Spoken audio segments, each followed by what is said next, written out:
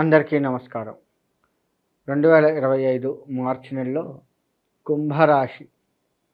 ఈ రాశి వారికి గ్రహాలన్నీ అనుకూలంగా ఉండడం చేత చక్కటి లాభాన్ని చవిచూస్తారు.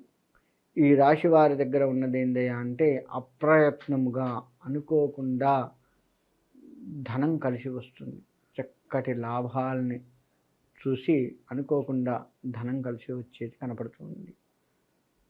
ఈ రాశివారు విందులు వినోదాల్లో పాల్గొంటారు. ఈ రాశివారు ఇంట్లో శుభకార్యాలు చేస్తారు. చక్కటి సంతానం కూడా కలుగుతుంది. భార్యాభర్తల మధ్య మంచి అన్యోన్యతా భావాన్ని పెంపొందించుకుంటారు.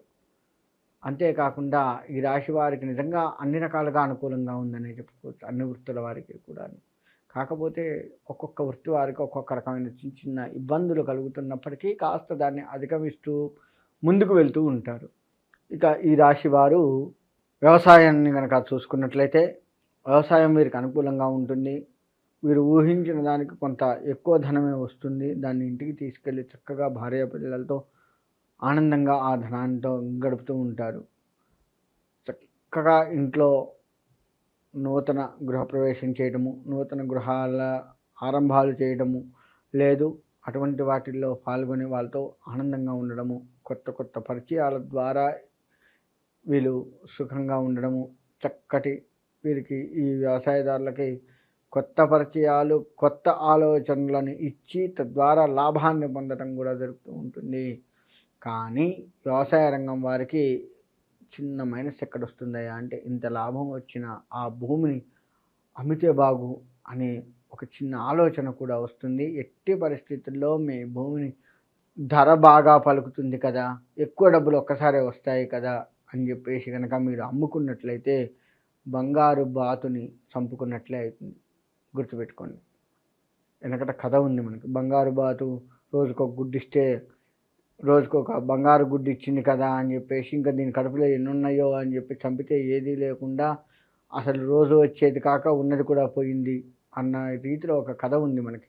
ఆ విధమైనటువంటిది ఈ వ్యవసాయదారులకు కనపడుతూ ఉంది. కాబట్టి అత్యాశకు పోకుండా ఉన్నది బాగుంది అని చెప్పేసి ఆ ఉన్న భూమిని అమ్ముకోకుండా, వ్యవసాయానికి సంబంధించినటువంటి భూమిని అమ్ముకోకుండా జాగ్రత్త వహించండి, ఇంకా బాగుంటుంది. అదొక్కటి వ్యవసాయ రంగంలో వారికి మైనస్ పాయింట్గా కనబడుతూ ఉంది. అక్కడ జాగ్రత్త వహించండి.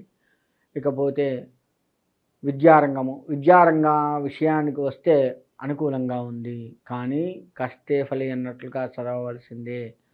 అన్ని రాశుల వారి కంటే ఈ రాశి వారు ఇంకొద్దిగా ఎక్కువగా కష్టపడవలసి ఉంటుంది. అలా కష్టపడి చదివినట్లయితే తప్పకుండా మీకు విజయాన్ని చేకూర్చి చక్కటి మార్కులు వచ్చే అవకాశం కనబడుతూ ఉంది. ఇక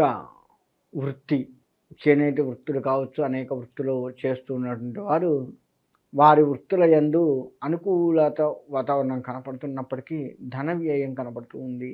ధన వ్యయాన్ని కాస్త సవరించుకొని కనుక చూసుకున్నట్లయితే తప్పకుండా విజయం మీకే చేరుకుతుంది. ఆ విధంగా మీరు ముందుకు పోవాలి అని చెప్పేసి కోరుకుంటున్నాం.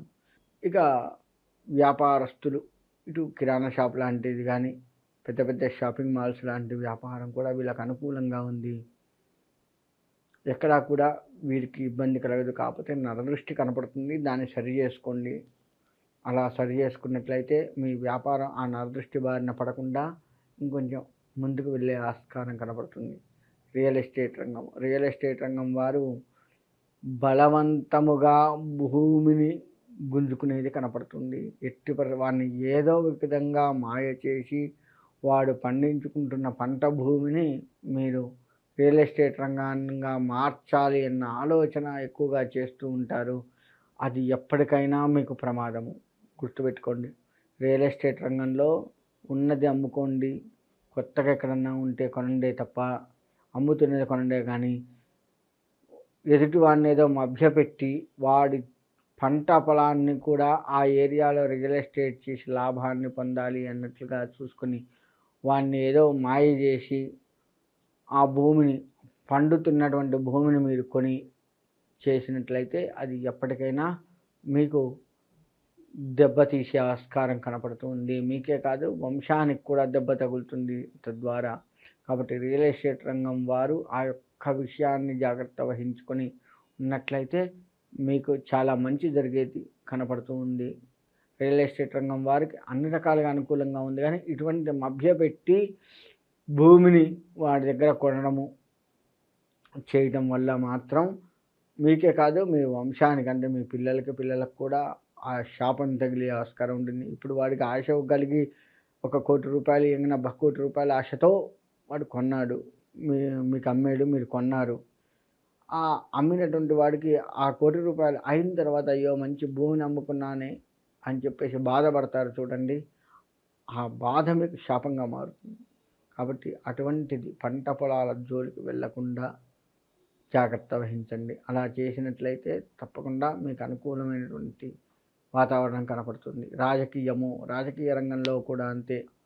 అనవసరమైనటువంటి విషయాల్లోకి వెళ్లకుండా మీ పరిధిలోకి వచ్చిన ప్రతిదీ కూడాను సమస్యను పరిష్కరిస్తూ కనుక ముందుకు వెళ్ళగలిగినట్లయితే మీకు అంతా అనుకూలమైన వాతావరణం కనబడుతుంది. మీ పై అధికారుల మన్ననలు పొందుతుంటారు, చిన్నవారిని ప్రోత్సహిస్తూ ఉంటారు. మీరు కూడా ధర్మ మార్గంలో నడవాలి అన్న ఆలోచనతో ముందుకు వెళ్తూ ఉంటారు. ఆ విధంగా వెళ్ళి మీరు ప్రజల్లో కూడా మంచి పేరు తెచ్చుకునేది ఈ రాజకీయ రంగం వారికి కనపడుతూ ఉంది. ఇకపోతే మనకి సర్క్యులేషన్ అంటే ఆలోచన, ఈ రాశి వారికి ఊహించేది ఏదైతే ఉందో, ఊహించి ఆ పని చేద్దాము అని చెప్పేసి అనుకుంటారా, అది కూడా కొంత మంచి జరిగే అవకాశం కనపడుతుంది. కొంత మేరకు మీకు మంచి కనపడుతూ ఉంటుంది, కొంత మేరకు మాత్రమే. మిగతాది కాస్త ఆచితూచి వ్యవహరించాల్సిన పరిస్థితి మీకు ఉంది. కాబట్టి ఆ విధమైనటువంటి ఊహని మంచి ఊహగా చిత్రీకరించుకుంటూ దాన్ని సక్రమమైనటువంటి మార్గంలో పెట్టినట్లయితే మీకు అంతా మంచి జరుగుతుంది. ఈ రాశి వారికి అన్ని రంగాలుగా బాగుంటుంది. సుఖ సంతోషాల్లో లోటుండదు. చక్కటి సంతానం కలుగుతుంది. వివాహము కానిటువంటి వారికి, ఈ రాశి వారికి చక్కగా వివాహంకి సంబంధించిన ప్రయత్నాలు చేసి వివాహం కూడా అయ్యే పరిస్థితి కనపడుతూ ఉంది. ఇటు ఆడవారికి కావచ్చు, మగవారికి కావచ్చు, వివాహం అయ్యే పరిస్థితి కనపడుతుంది. ఈ రాశి వారికి అన్ని రంగాలుగా బాగుంటుంది. కాబట్టి మీరు చక్కటి దైవారాధన, విష్ణువు యొక్క ఆరాధన బాగా చేయండి. వెంకటేశ్వర స్వామి వారిని నమ్మండి. కలి బాధల నుంచి కాస్త బయటపడే అవకాశం ఉంటుంది. కలి బాధలు మిమ్మల్ని బాధ పెడుతూ ఉంటాయి. దాని నుంచి బయటపడాలి అంటే వెంకటేశ్వర స్వామి ఆరాధన చేస్తూ ఆ వెంకటేశ్వర స్వామి అనుగ్రహాన్ని పొందుతూ చక్కగా మీ యొక్క వృత్తి, ఉద్యోగ, వ్యాపారాలు ఏవైతే ఉన్నాయో వాటన్నిటినీ కూడా సరిదిద్దుకుంటూ ముందుకు వెళ్ళి ఆ వెంకటేశ్వర స్వామి అనుగ్రహం మీకు కలగాలని కోరుకుంటూ సెలవు తీసుకుంటున్నాను.